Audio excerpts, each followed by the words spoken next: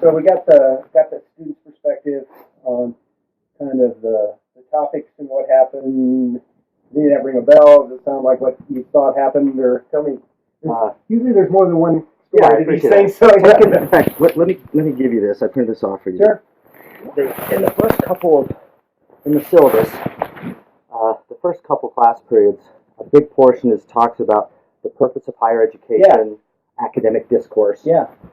So I make a huge, it's like one of these soapbox rah-rah things that day one saying, when I go through the say, and we talk about the attendance policy, I say the main reason why you should be here is that you all have a unique perspective to share. Yeah. 7 billion people on the planet, no one like you. Yeah. And if you're not here, you can't share that with us.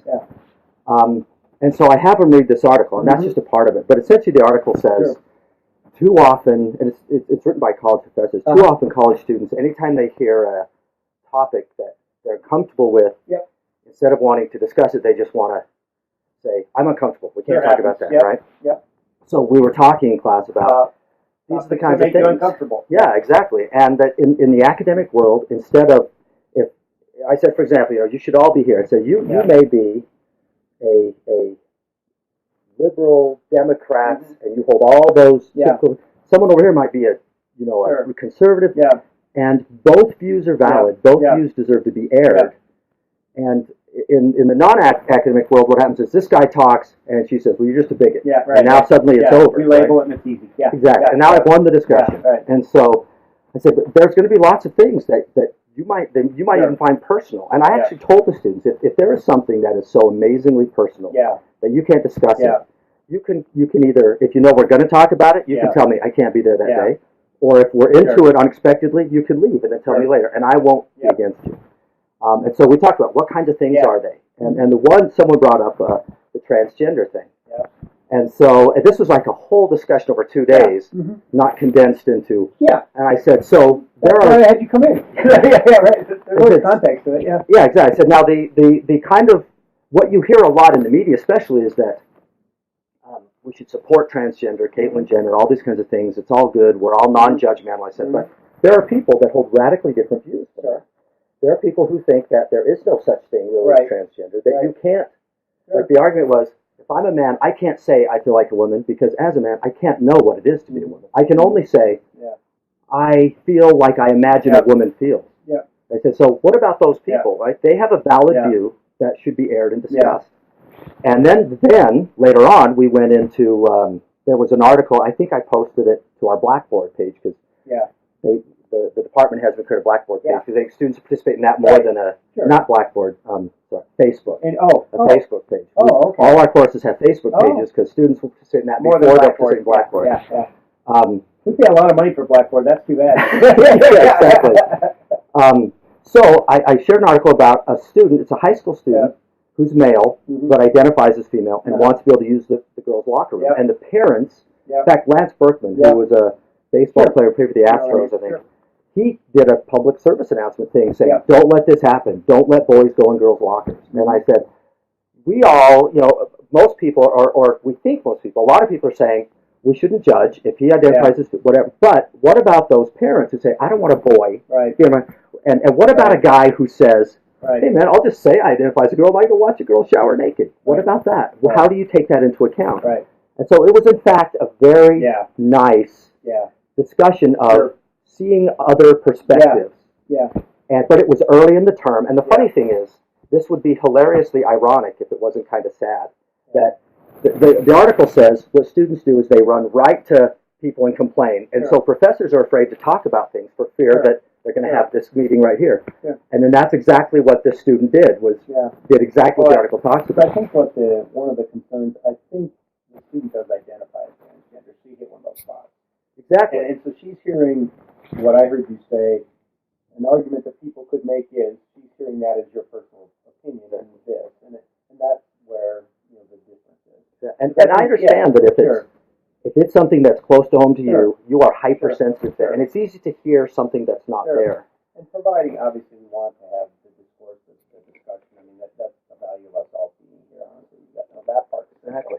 So I think the piece that we have to be sensitive of in this case too is that certainly Title VII and Title IX gender discrimination discrimination issues, if someone were to say, this is my opinion, that someone perceiving that comment as discriminatory is possible. No, I mean, you presenting that as something someone might think, not as something you think, is a big distinction here. Right. So I think the way you presented it, the way you described it to me, makes perfect sense. I just, again, you're approaching the topic in a sensitive, appropriate manner, and just, I think the training and things that people, in the day, people are out doing on, particularly Title IX right now, any gender-based discrimination of any type, which this falls roughly into that category, has been, we're getting 20, 30 complaints a semester, whereas we didn't used to get that in 10 years. Right. So, I mean, part of it's been positive because I think there's an awareness for real true discrimination that's occurring. And I think that's a positive thing. That's for coming forward. But I think the lines and the nuances and the subtleties that I think you handle very, very, very well. Not everybody's got that figured out yet. So, yeah, I appreciate you coming and describing it to me. I mean, I think, and the student, to be fair, was also not out to get, because we have someone that bring the torch, burn down, Yeah. The student's not that way at all. The student just, it struck a chord. The student, once it strikes the chord, how we hear and process things changes. So, it's just being filtered in all kinds of strange ways. And so, I think, it's a topic I suspect you can avoid for the rest of the semester, because it is one of those topics with that student that, I don't know if in the courses or curriculum that needs to come up again, but if it does, just, make sure you handle it in a sensitive way. And I think if you believe that's something that really needs to be part of an ongoing discussion that is part of this class, I would like to reach out to the student or have the student, because I have not met the student. The student has been working with the student. I haven't met the student. I just have this. But I'd have them reach out to the student and say, this is going to be a necessary part of an additional discussion. It's going to be Tuesday. Because organic things happen too. But I mean, if you know it's going to be, the topic needs to be part of what you're doing in this class, let me know so we can reach out to the student and make sure that we just like you described to them before, that they know that to just not be present. Well, and I would hope, we're week 6 now, and, I have reminded them constantly that I will say things that I'm putting out there as a hypothetical. People think this. Yeah. And it's not my perspective. I would bet, not that I want to see this happen, but I would bet that if you ask a student now, if you hold the same view, she would go, I get it now. Yeah. You know what I mean? And transgender is there yet. That's good. But the student's not, but not the pitchfork student. Right. I mean, this is a student that just says, this is challenging the way I think. In addition, it's hitting a personal button. See, the goal is, let's get you past the button, so it can challenge. Because if you're the perfect person to talk about this, if you've got someone in the corner who's transgender is wacko, exactly. If it's beyond what you can do, fair enough. Yeah. So I mean, I think as long as we don't put them in that position, because I mean, I think they could take this to the EOC, and you and I spend a lot of time writing documents. Getting other students to say, I heard him say it this way. Last place we want to go. Because I mean, it's just it's not productive use of our time, and your intent is not to discriminate against the student or make them feel uncomfortable. I mean, not to make them feel uncomfortable about this. Your intent is to make them feel uncomfortable about how they think, and that's a positive piece. Exactly. So I mean, I think spending a lot of energy explaining that subtlety to a whole lot of administrative law judges isn't the best use of our time. So that's true. I think if we can avoid the topic of the rest of the semester, that's our ideal place. Because then that button we don't have to worry about when we continue the exciting, positive part of what you're doing. If you think it's a topic we need to retouch on again, let me know so I can work with you in the student's office. We can work with the student on it. Keep the student where they are now, which is in a pretty good place. And I want to keep them that way. And well, let me ask you this. Yeah. Essentially, and the syllabus says this. It says the topics are class generated, which is the way it should be. What do you guys care about? Hopefully, I try to keep them away from Justin Bieber and like but this. they still, yeah. But if you hate him or like him, why? Yeah. That's fair enough. Yeah. We can argue anything. So I never intended to come in at all this semester and talk about transgender. Sure. It came up as a discussion in class, which is what I love. Yeah. So what is your recommendation then? If at some point in the future someone says, "Did you read that article thing about this?" Do I say we can't talk about that? We talked about that one a little bit earlier. Are there any other topics we could work on today? I mean, I think we talked on that one, and we want to. That's an interesting topic, and it's still evolving. It's really cool in culture and society today. But what other ones can we talk about today? The lateral arabesque. Yeah. I mean, it's not ideal. It's not perfect. It doesn't fit in with what you like to do. But I mean, if we go back there again, we have another discussion, and the student perceives it that you're again saying a personal opinion. I've got 3 investigators, and you and I are wasting a ton of time. Right. And they have to talk to every student in the class, and they got to talk. So if the topic's worth that, it's your call. I've never once been able to tell a faculty member or another employee, frankly, what to do. I mean, they'll do what they do, but I think just from a from a professional perspective, I think it's a topic that if it was more central to the course, we have to find a better way to work this. And I think I have worked back with the student's office to say, hey, this student we've had them frequently where I've had this, we've got students with particularly strong religious beliefs that these kinds of topics actually in a completely different way push the buttons. We just had to get them out of it. They aren't in a place where they can take a class with discussions like that. I mean, and so we just have to get them in a different spot. The student, by and large, is receptive to the concept and the class. It was just that one piece was too personal. And you didn't know it. You step on it on purpose. And I think if we can avoid it the rest of the semester, great. If you don't think we can, I think that's okay too. I think then I'd circle back and maybe get you and I to have a quick conversation with somebody from the dean of students office who's working with the student and say, I think this still is likely to come up because it was a topic of great interest to a member of the class. Here's how I presented it, and I will continue to present it in a similar manner. So you know better how that class is taking shape, and after 6 weeks, what the interests are and things, and how difficult it would be. I mean, I think the topic, and it's hard to read the statement too from the student. I can't tell if it's just the fact that the topic came up that suddenly put her to this place. I can't remember actually who it is. Put him to this place where it felt like it was an opinion of yours or of another student or something. And I don't know what that trigger was, so I don't know if we could still have a discussion of the topic. I just don't get a sense we want to end up there again. Right.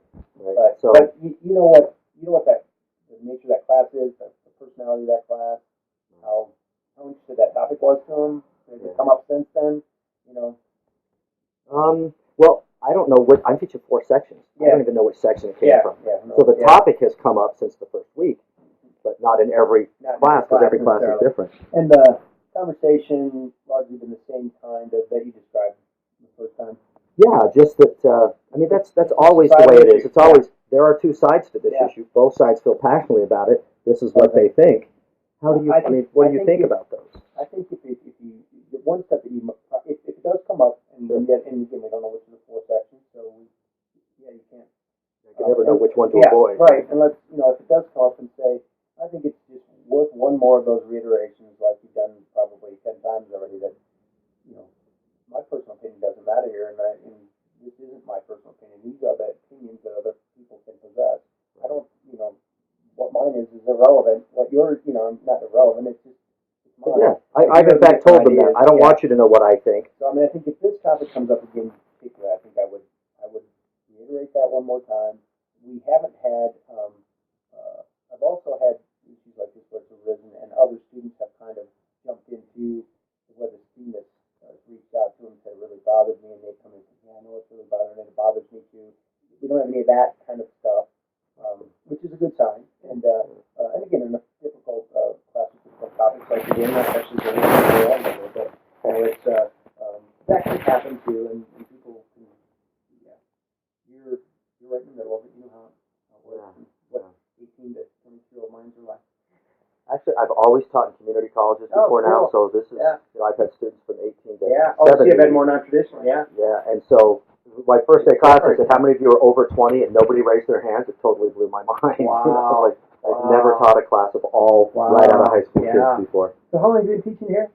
This is my first semester here. I've been teaching for 20 years. Yeah. This is my first semester here. I thought you were here before, man. My son was here, actually. My son just graduated here. My son's junior here. So yeah. Oh, that's cool. Yeah. So let me ask you. I actually want to be clear and know how I should approach this. You know, there's very little clear here. You know that. Yeah, maybe that's the problem. There is no topic that is, except for writing, that is necessary for this class. It's a writing class. So you always have, we're talking about writing, but then we have to talk about what to write about. You have something interesting to write about, yeah. Exactly. So, so I try to just, anything that seems interesting, I'll post on Facebook. Perfect. You guys post, and then whatever they talk about, that's where we go. And I view myself as kind of a facilitator. Let me guide the discussion. Don't and I talked about mutual respect. You know, so easy answers. So would you, if in one or more classes, there are more stories about transgender stuff that people do it, should I? Because I hate that idea. We can't talk about this. If the students bring it up, you don't post the article that starts the topic. I mean, I think for now. I mean, I just think that's reasonable. It's just asking for trouble. It's pragmatic. I mean, I've got people who literally want to poke the bear. So they'll leave here and go out and say, I met with that son of a bitch in HR, and he told me that I'll say whatever the hell I want. I've had that happen. It happens. Students do it. But I mean, faculty do it, but that isn't, that's not what you're asking. So I mean, I think if you're not initiating the topic, that's a huge plus. If a student initiates the topic, I think I would just take that one extra step and say, like all these interesting topics we're talking about. And I know we've talked about this one before. And we don't want to really kind of out the person either. Because when we talked about this topic before, I know it's created some conflict. So I want to be clear. This topic, like all others, there are multiple opinions on it, and all opinions we listen to and we value and move on. I think that's perfectly fine. And I mean, when you came in and explained, my purpose of meeting with you is hearing your context of the discussion. If I would write down what context I wanted to hear of the discussion, it prompted something like this. You said it. I mean, that's exactly the kind of conversations we want on a college campus. And again, unfortunately, the student is also has been reasonable in their concerns. They're not we can't have that. They weren't acting like that at all. And you read how it. So you're got all kinds of good information. I've got 10 links on transgender, but I don't want you to post them on your Facebook. So we had a discussion. We had a perfectly appropriate context for the discussion. You're aware of that. We had students that it was in the future. You have a way that you're going to address it. That doesn't stop the academic discussion, but it is respectful to the student of their concerns. So, I feel good about that. And it's interesting. It sounds like if I was a better writer, I'd take your class and write stuff on. Well, none of us are very good writers. But I try to make it fun. And, that's having students write about stuff they don't care about is what it's not fun. It's what they are passionate about is what matters. So what did you teach before? I've taught University of Alaska. I taught there as a grad student. I taught North Country Community College in upstate New York, John Tyler Community College in Virginia, Ames. I was at Ames for a while. Here, I've taught some online at Pikes Peak, down south, and Casper College at Casper online teaching. So you've been in this area for a while, though? Yeah, I've been here since 2008. So very cool. Almost 4 years here. Very neat. I've enjoyed it. Very neat. I'm glad to have you with us. Yeah, thank you. I'm really enjoying UNC. It's neat people out here. It's nice. It's a great place to work. Good students. We have.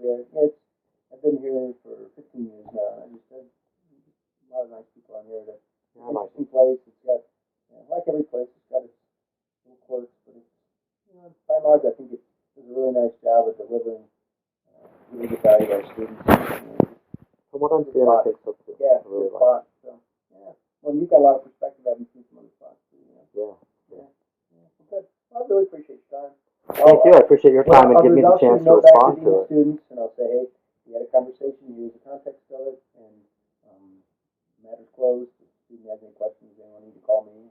If they have any other concerns, we'll reconvene. But the student wasn't a student that was trying to, I don't think, push this thing anywhere. So changes, that happens. times this semester. Well, the fact that I'm aware of it helps. Yeah. Helps as I Well, and choose my behavior. yeah, well, and again, you could have been a topic in any class. Exactly. And that's actually good, because I think if you only teach one section of the class, then we spend energy trying to figure out who it was. And then we have risks of retaliation kinds of things that, even though, I've actually seen a couple of cases where it was deliberate. But almost always that is not, people aren't deliberately retaliatory. I can think of two since I've been here that really I do believe they were out to get the kid, And that just doesn't happen, but the students are so sensitive to that, that they take a step in moving forward and expressing a concern. And that's feel pretty vulnerable. Big power differential. And another nice thing is it happening early in the semester, and that's something a great thing I do.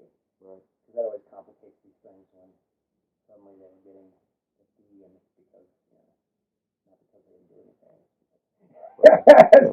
So it's nice to not have that, and that's one nice thing about issues early in the semester too. So, hey, thanks again for your time. I really appreciate you stopping by. I know it's a busy day, and can I hang on to this? I'm curious to read that. Yeah. It's an excellent article. Wide-ranging worry among professors. Oh yeah. Well, with good reason. I mean, nice to see you. Nice to meet you. So what's your son doing now? He is looking for work. Looking? Good. He was, in all his great wisdom, he chose a theater arts major, which made looking for work far more difficult. That's different. Yeah. But he'll find it. He's living at home, which is nice. He's living with his youngest brother. His youngest brother's eating it up. His brother home. Oh, that's cool. That's cool. Nice to meet you. Really.